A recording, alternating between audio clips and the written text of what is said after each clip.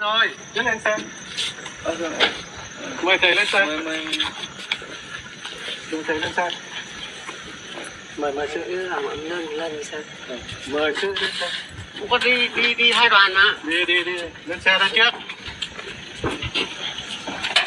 mời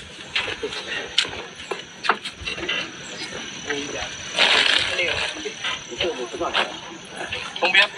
hôm qua là nghỉ ở đâu tối hôm qua nghỉ ở đâu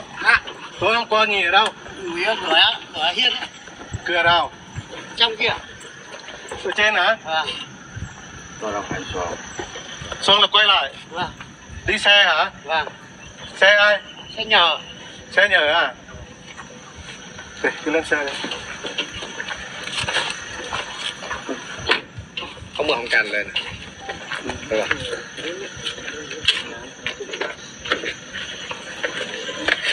เอาไปด้านเลยบ่